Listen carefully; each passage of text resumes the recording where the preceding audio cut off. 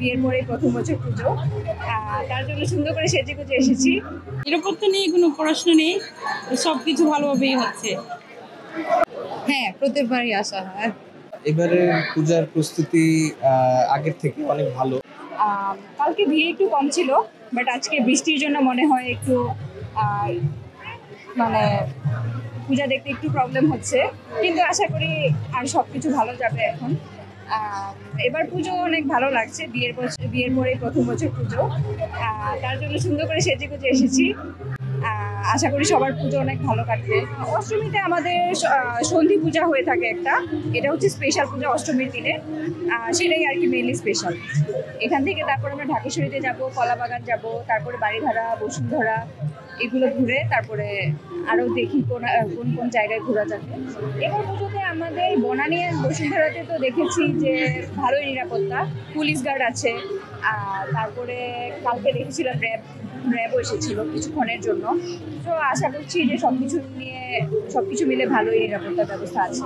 প্রতিবারের যে তো পুজো আপডেট হচ্ছে, নতুন নতুন জিনিস দেখতে পাচ্ছি আমরা, আর পূজার এক্সপিরিয়েন্সটাই ভালো। না, নিরাপত্তা নিয়ে কোনো প্রশ্ন নেই, সবকিছু ভালোভাবেই হচ্ছে। আমরা সবচেয়ে বেশি গুরুত্ব এই অষ্টমী পূজাটা আমাদের সবচেয়ে বড়। মা দুর্গার কাছে চাও, মা দুর্গা যেন সবাইকে ভালো রাখে, সুস্থ রাখে, সবকিছু যাতে ভালো থাকে। পূজা কেমন লাগছে? ভালো, অন্যান্য বারের থেকে এবার কেমন লাগছে? অনেক মজা। কি কি দেখলা এসে? অনেক সুন্দর সুন্দর ভগবান। কার সাথে এসেছো? মা আর আমার পাশের বাড়ির আন্টি। কোন কোন মণ্ডপে গিয়েছিলে তুমি? যাব, এখনো যাও না অন্যান্য জায়গায়? পূজাতে কি কি কিনেছো? জামা, মেকআপ। এখন তো পূজার সময় গেলে মা দুর্গার কাছে কি চাওয়ার আছে তোমার? লেখাপড়ার জন্য ভালো করি। পূজা কেমন দেখছো? ভালো। প্রত্যেকবারই কি দেখা হয়? হ্যাঁ, প্রত্যেকবারই আসা হয়। অন্যান্য বারের থেকে এবার আপনার কাছে ডিফারেন্ট কি মনে হয়? বাইরের সাজানোটা ডিফারেন্ট হয়েছে অনেক। পূজা ভালো লাগছে, অন্য বার থেকে এবার মনে হচ্ছে একটু নর্মাল। আমাদের তো তাই মনে হয়। আমাদের বনানীতে তো আজকে বেশি হবে, বনানীতে তো অষ্টমীর দিন এত লোক হয়, কিন্তু এবার একটু কম দেখলাম। সিকিউরিটিতেও এখানে তো যা দেখতেছি এরকম, কিন্তু আমাদের বনানীতে অনেক সিকিউরিটি আছে। ষষ্ঠীর দিন অত জমজমাট হয় না, এই যে অষ্টমী, নবমী, দশমী এই তিনটাই বেশি যাবে। ওই দিন জাস্ট শেষ বেলতলার পূজা থাকে, তো এই জন্য জাস্ট একটু পূজা একটু কমই হয়, আর তারপর থেকে সবাই বেরোয়, এই জমজমাটটা বেশি হয়।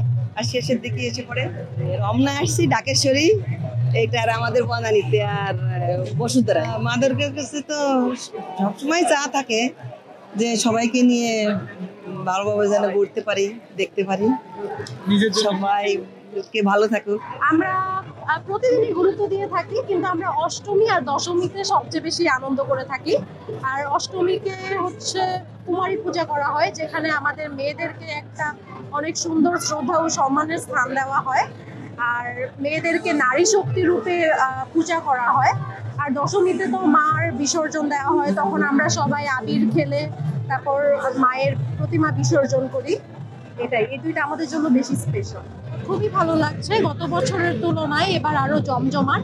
এছাড়া হচ্ছে সিকিউরিটি অনেক ইনক্রিজ করা হয়েছে সবগুলো মণ্ডপে, তাই অনেক ভালো লাগছে এবং স্বাচ্ছন্দ্যে আমরা ঘোরাঘুরি করতে পারছি।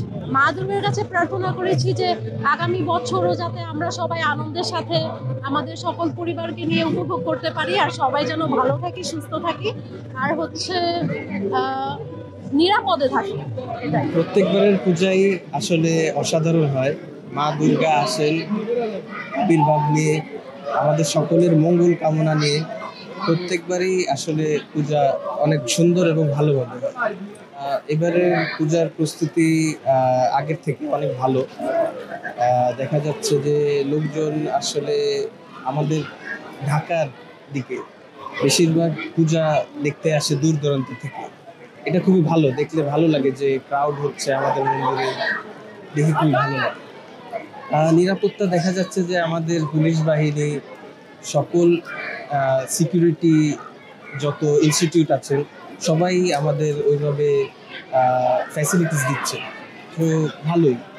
আমি সবসময় প্রার্থনা করি জগতের সবাই যেন সুস্থ এবং ভালো থাকে, পরিবারের সকলকে নিয়ে যেন সুখী হয়। দেবী দুর্গা মার কাছে এটাই প্রার্থনা করি।